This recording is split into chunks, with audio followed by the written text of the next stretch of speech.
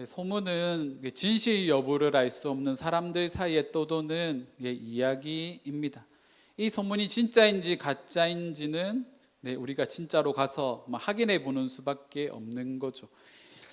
우리 주변에도 이게 소문난 맛집들이 많이 있지 않습니까? 그런데 막상 그 맛집에 가서 먹으면 어떤가요?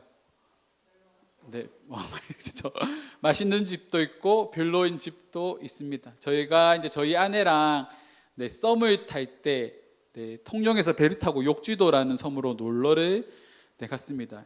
예전에 부민교에서 사역을 할 때 저희 고등부 친구들이 데리고 욕지도로 이렇게 수련회를 갔었는데, 그때 이제 욕지도 맛집을 검색하다가 한 중국집을 발견을 했습니다.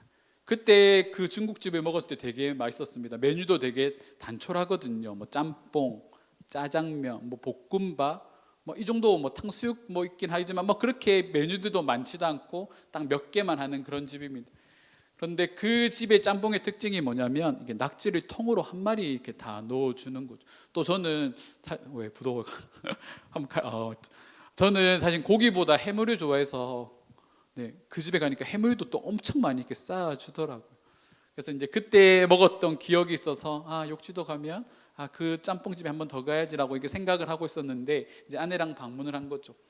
저희 아내의 성격의 특성상 어디를 간다 가면 분명히 그 주변에 있는 맛집들이 다 검색을 하거든요. 분명히 이제 그 짬뽕집도 찾아봤을 겁니다. 그래서 사람들이 맛있다 이런 얘기들을 많이 하니까 당연히 그 짬뽕집에 밥을 먹을 거라 생각을 했겠죠. 그래서 이제 그 짬뽕집으로 갔습니다. 근데 이 짬뽕집이 아침 9시 반부터인가 9시부터 오후 2시까지밖에 영업을 하지 않습니다. 장사를 하지 않습니다. 딱 바짝 4시간 정도 딱 하거든요. 근데 저희가 점심시간 맞춰서 가다 보니까 사람들이 너무 많이 줄 서 있는 겁니다. 대기 시간을 물어보니까 기본 2시간은 기다리셔야 한다라는 거. 그럼 여러분들은 어떻게 하시겠습니까? 그렇죠. 저는 아무리 맛있어도 기다리면 밥 안 먹거든요.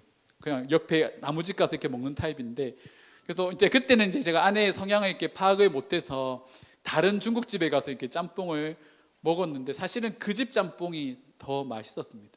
왜냐하면 아내랑 먹었기 때문에, 썸 타는 단계였기 때문에 이제 그 집 짬뽕이 더 맛있던 기억이 참 많이 있는데, 그때 이제 짬뽕을 못 먹고 와서 이제 집에 돌아왔고, 이렇게 조금 시간이 지나서 이제 아내랑 연애를 시작했습니다. 이제 아내랑 연애를 시작하면서 아내가 며칠 뒤에 막 얘기를 하기 시작하는데 욕지도에 대한 얘기를 하더라고요. 그때 그 짬뽕집에 꼭 먹고 왔어야 됐는데 자기가 못 먹게 해갖고 질쓰기 싫어갖고 막 못 먹겠다고 그 나이부터 막 몇 달 이렇게 볶이듯이 욕지도 이 짬뽕 못 먹고 왔다고 막 그렇게 해서 참 많이 혼났던 기억이 있습니다. 근데 최근에 이제 그때가 생각나는 일이 하나 있었는데, 지난주에 예배 마치고 갑자기 국수가 이렇게 먹고 싶은 건데, 저 국수 진짜 싫어하거든요. 아버지 목회하실 때 국수를 너무 많이 먹었고, 국수는 웬만하면 잘 안 먹는데 이게 나이가 조금 차다 보니까 갑자기 국수가 이렇게 먹고 싶은 겁니다. 그래서 이제 국수를 먹으러 가고 싶다라고 아내에게 얘기를 하니까, 예전에 그 김해의 대동에 있는 유명한 국수집이 하나 있습니다. 예전에 아내가 회사 분들이랑 거기서 국수를 먹었는데 너무너무 맛있다고 막 저에게 자랑을 했거든요. 그러니까 그런 자랑을 들으면 또 어떻습니까? 기대하게 되잖아요. 그래서 이제 그 집에 가서 이제 국수를 먹으러 갔는데, 다행히 저희는 줄을 그렇게 많이 안 서고 이렇게 바로 들어가서 자리를 잡고 앉았는데, 저희가 자리를 잡고 주문을 하고 난 다음에 사람들이 갑자기 또 확 몰리기 시작하더라고요. 거기는 이제 선불제라서 이제 사람들이 막 이렇게 줄을 섰는데 대기인원들이 점점 많아지다 보니까 기대감이 생기는 거죠. 이 국수가 얼마나 맛있으면 사람들이 저렇게까지 줄을 서서 국수를 사 먹겠냐라고. 그래서 이제 막 기대하는 마음으로 이제 국수가 나왔습니다. 근데 첫입 딱 한 숟갈에 딱 떨어서 젓가락에 떠서 딱 먹는 순간 깨달았습니다. 별론데? 그냥 평범한데? 우리 엄마가 해주시던 교회 목회할 때 먹었던 국수가 더 맛있는데라는 생각이 들기 시작을 하는 거죠. 아내가 저에게 자랑을 엄청 많이 했었거든요. 맛있다고. 그러니까 속으로 또 그런 생각이 드는 거죠. 욕지도 짬뽕도 그랬는데. 그런 마음들이 드는 겁니다. 우리 주변에 그런 말도 있잖아요. 소문난 잔치집에 먹을 거 없다라고. 소문은 항상 이렇게 가장되는 경우들이 많고, 사람들이 입소문을 타면서 뭐 5만큼 마시던 게 뭐 10이 되고 20이 되는 경우들도 참 많이 있습니다. 그래서 사실 여부를 내가 확인하는 것이 중요하죠. 오늘은 소문에 대한 이야기를 하려고 합니다. 오늘 12년 동안 혈루증을 앓아온 한 여인이 예수에 대한 소문을 듣게 되고 그 소문을 듣고 난 이후에 그녀의 행보를 통하여서 하나님께서 우리에게 주시는 분명한 메시지가 있을 거라 생각을 합니다. 먼저 오늘 본문의 배경을 좀 먼저 살펴보겠습니다. 오늘 본문에 보면 12해 동안 혈루증을 앓아온 여인이 있습니다. 자, 보통 여자분들이 이렇게 생리를 하게 되면 한 달을 기준으로 해서 일정한 주기로 이렇게 생리가 반복되지만 혈루증에 걸리면 이 생리 주기가 불규칙하게 변하게 됩니다. 그래서 이게 자신이 준비하지도 못한 상태에서 생리를 하게 되는 거죠. 생리라는 게 자궁에서 피가 흘러나오는 병이지 않습니까? 그러니까 이 여자가 시도 때도 없이 불규칙적으로 이제 하혈을 하기 시작하니까 일상생활이 완전히 무너지게 됩니다. 지금은 이 의학이 많이 발달해서 이런 혈루증이라는 병은 간단한 수술로 이렇게 치료해서 나을 수 있는 병인데 그 당시는 이게 불치병에 해당하는 병인 거죠. 우리가 지난주에 나아만 장군에 대한 말씀을 살펴보면서 나아만이 걸렸던 병이 나병이라고 했는데 이 나병에 걸린 사람은 신으로부터 벌을 받는 병이라는 생각을 사람들이 했습니다. 근데 혈루증도 마찬가지입니다. 신으로부터 벌을 받아서 가지게 되는 병이라는 인식들이 사람들 사이에 있었던 거죠. 레위기 15장 19절 말씀에 보면 혈루증에 대해서 다음과 같이 말합니다. 어떤 여인이 유출을 하되 그의 몸에 그의 유출이 피이면 이래 동안 불결하니 그를 만지는 자마다 저녁까지 부정할 것이요. 이 레위기 15장 19절 이후의 말씀에 보면 반복적으로 등장하는 표현이 있는데 부정하다라는 표현입니다. 근데 이 부정이 어떤 용도로 사용되어지냐면 이 여자가 누워있던 침대는 부정해지고 이 여자가 앉은 의자는 부정해지고 이 여자가 부지 중에 자기도 모르게 누군가가 접촉을 하게 되면 뭐 손이 닿인다든가 옷깃이 스친다든가 그렇게 하게 되면 상대방이 부정한 사람이 되는 겁니다. 한마디로 말하면 부정을 이렇게 전염시키는 사람이 되는 거죠. 만약에 여러분들에게 누군가를 부정하게 만드는 능력이 있다고 한다면 여러분들은 누구를 제일 먼저 건들겠습니까? 가까이 있는 사람이 원수라고 막 옆에 있는 뭐 남편 아내 이렇게 건들지는 않으시겠죠? 뭐 일반적으로 내가 싫어하는 사람들이 막 이렇게 건들지는 않겠습니까? 그만큼 이 여자가 손을 대는 모든 것들이 부정해지는 겁니다. 저희 예담이가 하루는 똥꼬가 간지럽다고 팬티 속에 손을 넣더니 막 똥꼬를 긁기 시작을 했습니다. 근데 똥꼬를 막 긁다 보니까 똥구멍 속에 이제 손이 들어갔고 손에 이제 묻지 말아야 될 그 친구가 같이 묻어 나온 거죠. 그리고 이제 그 묻은 걸 가지고 또 코에 갖다 대서 냄새를 맡기 시작을 했습니다.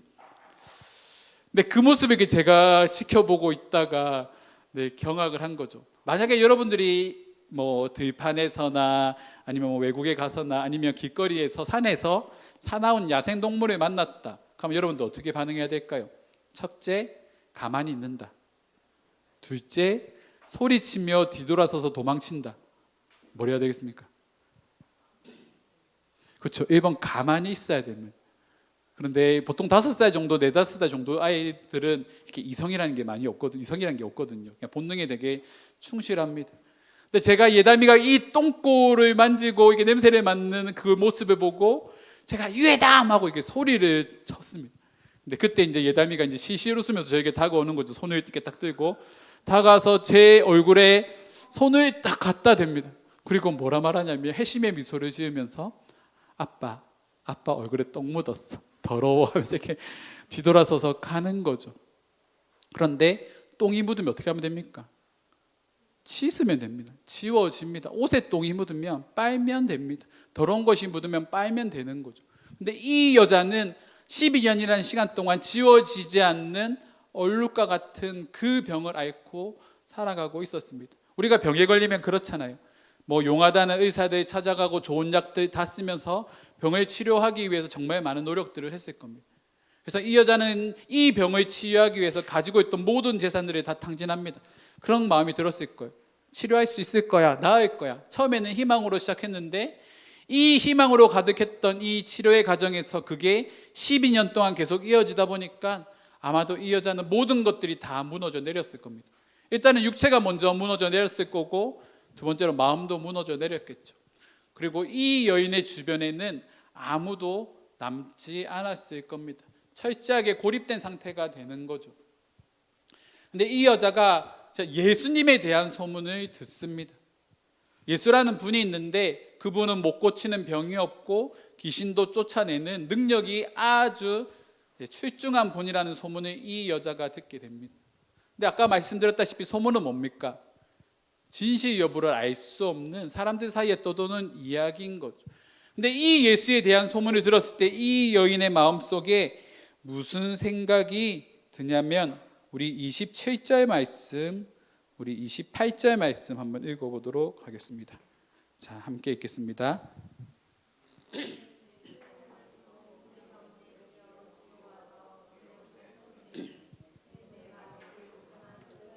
구원을 받으리라 생각함일러라.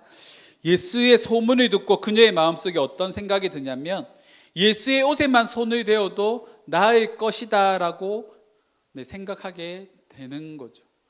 근데 생각만 한 것이 아니라 심지어 이 여자가 오늘 27절 말씀 보니까 소문을 듣고 무리 가운데 끼어서 예수의 옷에 손을 대었다라고 말을 합니다. 그녀가 사는 곳이 이게 정확하진 않지만 한 주석에 보니까 가이사랴 빌립보에서 살았다라고 말하는 주석가가 있습니다. 이 가이사랴 빌립보가 어떤 지역이냐면 마태복음 16장에 나오는 베드로의 신앙고백 나오는 그 지역 있지 않습니까? 우상 숭배가 가득한 땅, 판이라는 신을 섬기고 사방팔방에 전부 다 신전들이 많은 그 땅에서 이 여인이 살아왔다고 가정한다면 이 여인은 어떤 문화 속에서 살아갔을까요?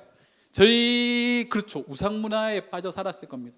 저희 교회가 예전에 서면에 있지 않았습니까? 서면에 가면 엄청 핫플레이스들이 많이 있습니다. 그곳에 가면 청년들이 술 먹고 막 고성방가하고 곤드레 만들에 대해서 그렇게 여기 엎어져 있고 저기 엎어져 있는 모습들이 많이 연출이 되어 있고, 제가 만났던 아이들도 청소년들도 거기서 막 뒷골목에서 숨어서 담배 피고 막 그렇게 하는 그런 동네가 아마 어쩌면 그 당시에 가이사랴 빌립보 지방이 아니었을까 생각해 볼 수 있습니다.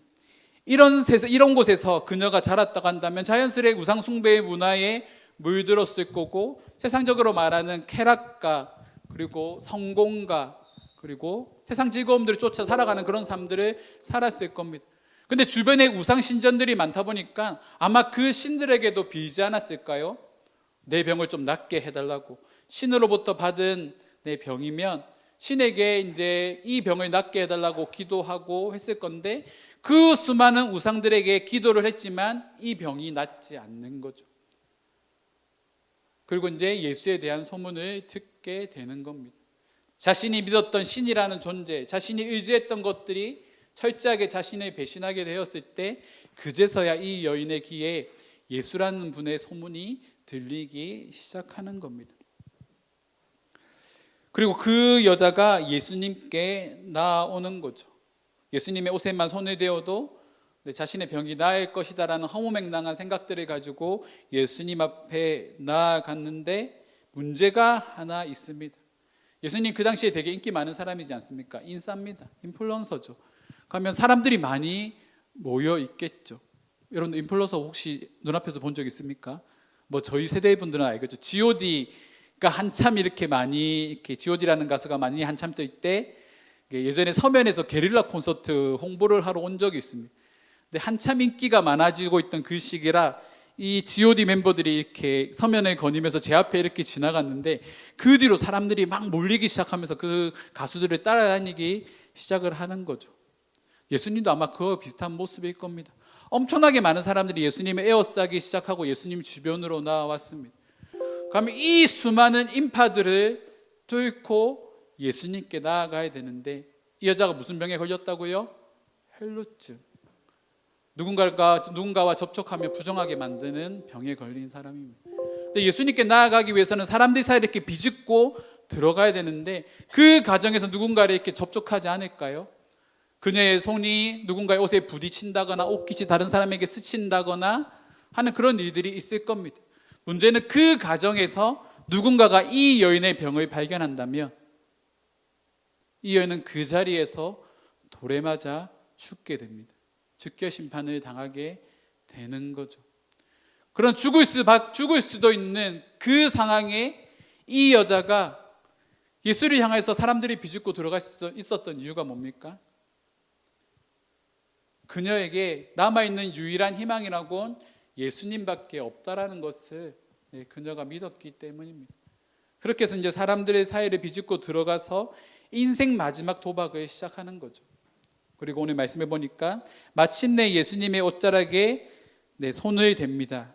그리고 29절 말씀해 보니까 이에 그의 혈루 근원이 곧 마름에 병이 나은 줄을 몸에 깨달았느니라. 즉각적으로 알았습니다. 자신의 병이 낫게 되었다라는 거예요. 12년 동안 고통당해왔던 그 병으로부터 해방되었을 때 그 여인의 기쁨이 얼마나 컸을까요? 그러면 이 이야기의 또 다른 주인공인 원래의 주인공인 예수님에 대해서 잠깐 살펴봅시다. 그 수많은 인파들 사이에 예수님이 둘러싸여 있을 때 예수님은요 자신의 옷자락에 손을 댄 사람이 있다는 것을 아셨습니다. 그래서 30절 말씀해 보니까 예수께서 그 능력이 자기에게서 나간 줄을 아시고 곧 스스로 아시고 무리 가운데서 돌이켜 말씀하시되 누가 내 옷에 손을 대었느냐 하시니라고 말씀하십니다. 예수님은요 누가 자신의 옷에 손을 대었다라는 것을 알고 있으십니다. 그리고 그 이야기를 제자들에게 하는 거죠. 누가 내 옷에 손을 대었으니까 그 사람 좀 찾아와라 라고 제자들에게 이야기하니까 제자들이 뭐라 말합니까? 예수님 주변을 한번 둘러보십시오. 이렇게 많은 사람들이 예수님을 둘러싸고 있는데 이 사람들 중에 예수님의 옷에 손에 댄 사람이 한두 명이겠습니까? 라고 예수님께 말을 합니다. 근데 예수님은 계속해서 자신의 옷에 손을 댄 사람을 찾으시는 거죠. 그 이유가 무엇일까요? 제가 개인적으로 묵상하고 생각해 보기에 이 여인을 초청하는 것 같습니다. 스스로 예수님 앞에 나올 수 있도록 예수님은 그 기회를 그녀에게 주시는 거죠. 예수님은 이미 우리의 모든 상황과 형편을 알고 계십니다. 근데 하나님께서 우리에게 요구하시는 게 뭡니까? 그 문제를 가지고 네 스스로 그 문제를 해결할 수 있다고 생각하지 말고 그 문제를 가지고 나에게 나아오라는 거죠. 예배 자리로 나오고 기도의 자리로 나와서 나의 옷자락에 손을 대는 행위, 하나님을 붙잡으려고 하는 행위들을 우리에게 하라고 요구하시는 겁니다. 그리고 우리가 그 예수님을 붙잡았을 때 하나님은 놀라운 은혜를 우리에게 부어주시는 거죠. 요한복음 3장 16절 말씀에 보면 하나님이 세상을 이처럼 사랑하사라는 말씀이 있지 않습니까? 복음의 핵심이라고 말합니다. 예전에도 말씀드렸다시피 이 세상이라는 단어에는 단수의 의미도 포함되어 있습니다. 하나님이 나를 사랑하셔서 독생자를 보내주셨다.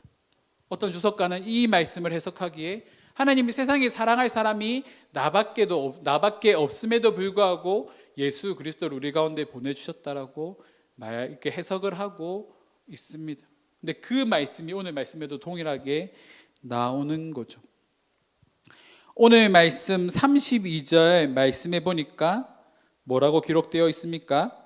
예수께서 이 일을 행한 여자를 보려고 둘러보시니. 이 말이 무슨 뜻일까요? 이 말이 무슨 뜻일까요? 이미 알고 계셨다라는 겁니다. 이 여인의 존재에 대해서 예수님은 이미 알고 계셨다라는 겁니다. 예수님의 시선은요 이미 그 여자에게 고정이 되어 있었고 그 여자가 예수님께 나올 거라는 사실을 하나님이시기 때문에 그분은 이미 알고 계셨습니다. 알고 계셨지만 제자들에게 누군가 내 옷에 손을 대었다라고 말씀하시면서 이 여인이 스스로 자신에게 나아오기를 하는 예수님께서는 초청을 하시는 거죠. 왜요? 그것이 하나님의 응답을 받는 은혜로 가는 길이기 때문입니다. 그리고 이 여인이 예수님 앞에 나왔을 때 예수님은 이 여인에게 이런 말씀을 하십니다. 34절 말씀입니다. 우리 함께 읽겠습니다. 내 믿음이 너를 구원하였으니 평안히 가라. 내 병에서 놓여 건강할지어다. 두 가지 것을 선물로 받습니다. 첫 번째가 뭡니까? 너의 믿음이 너를 구원하였다. 육체의 질병만 나은 것이 아니라 영혼의 문제도 그 자리에서 해결되었습니다. 그리고 두 번째, 내 병에서 놓여 건강하게 되었다라고 말씀하시는 거죠. 때로는 우리도 하나님께 나아갈 수 있는 용기가 필요합니다. 근데 이 용기가요, 때로는 나에게 도박이 될 때가 있습니다. 우리가 지난주 이제 제자 후연들을 계속하면서 그런 얘기들을 참 많이 나눴는데, 우리가 하나님의 은혜를 경험하기 위해서는 은혜의 자리로 나아가야 됩니다. 근데 그 은혜의 자리로 나아가는 과정에서 때로는 우리가 의도치 않게 우리의 많은 것들을 포기하고 내어놓아야 하는 그런 상황들이 발생할 수도 있는 거죠. 우리가 누군가를 섬기기 위해서 나의 시간과 물질을 내어놓아야 됩니다. 하지만 내가 그것을 가지고 있으면 더 풍성하게 누릴 수 있습니다. 그러면 갈등이 되는 거죠. 내가 이것만 조금만 더 가지고 있으면 내가 조금 더 풍요롭게 살 수 있는데, 더 많은 것들을 누릴 수 있는데. 현대판 우상이 그런 거 아닙니까?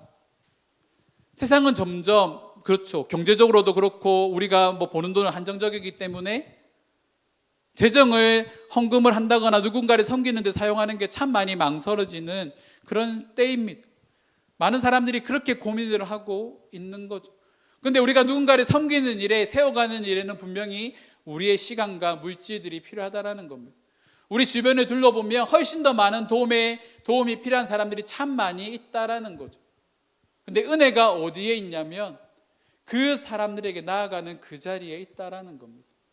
나만 바라보고 나만 생각하며 신앙생활 하는 것이 아니라 예수님의 마음으로 누군가를 바라보고 한 영혼을 바라보기 시작할 때 그곳에 하나님의 은혜가 우리에게 임한다라는 거죠. TV에서 나와서 간증하시는 많은 목사님들과, 그리고 소위 말하는 신앙생활을 잘하는 그런 분들이 나와서 하시는 간증들을 보십시오. 그분들이 하나같이 하는 말이 다 그런 거죠. 왜 그렇게 하십니까? 왜 그 사람들에게 다가가십니까? 왜 어려운 사람들에게 먼저 다가가십니까? 라고 말했을 때 그분들이 공통적으로 하는 말이 뭐냐면 그곳에 하나님의 은혜가 있기 때문입니다라고 이야기를 합니다. 지난주 말씀에서 살펴본 것처럼 하나님의 정의와 공의, 고아와 과부를 한란 가운데 돌아보는 것, 어려움에 놓여있는 사람들에게 다가가는 것, 우리에게 냉수를 달라고 요구하는 사람들에게 기쁜 마음으로 냉수를 내어주고, 겉옷을 벗어달라고 하는 사람들에게 속옷까지 내어줄 수 있는, 오리를 같이 가자고 말하는 사람들에게 십리를 함께 걸어갈 수 있는 그런 삶의 자리로 나아갈 때 하나님의 은혜가 우리 가운데 임한다라는 겁니다. 그리고 하나님은 그 자리로 나아갈 수 있는 한 사람을 지금도 찾고 계십니다. 그 사람들이 하는 일들이 뭘까요? 이 예수에 대한 소문을 퍼뜨리는 겁니다. 내가 믿는 예수에 대해서 주변 사람들에게 말을 하기 시작하는 거죠. 예수라는 분을 내가 만났는데 이 예수라는 분이 나의 모든 문제들을 해결해 주었고, 아무도 해결할 수 없었던 내 마음의 문제와 아픔과 상처들까지 이 예수의 만남을 통하여서 회복되었다라는 그 믿음의 고백들이 여러분들의 입술을 통하여 퍼져나가기 시작할 때 예수에 대한 소문이 이 주변 지역으로 내가 만나게 되는 그 사람들 사이로 이렇게 퍼져나가기 시작할 겁니다. 그렇게 소문이 퍼져가는 과정에서 이 혈루증에 걸린 여인과 같이 그 소문이 듣는 사람들이 생기기 시작을 하겠죠. 교회가 부흥하기 위해서는 어떤 일이 일어나야 될까요? 이런 예수에 대한 소문이 많이 흘러가야 됩니다. 교회 건물이 좋다, 그 교회 가면 사람들로부터 많은 도움들을 받을 수 있다, 그럴 수도 있죠. 하지만 그것보다 더 중요한 게 뭡니까?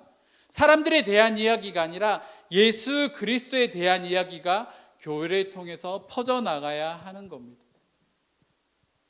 그리고 나를 살리신, 나를 구원하신 그 예수 그리스도에 대한 소문이 주변으로 이렇게 확장되어져 나갈 때 그 예수를 만나게 되는 사람들을 통하여서 교회가 부흥하게 되고 교회가 성장하게 되는 거죠.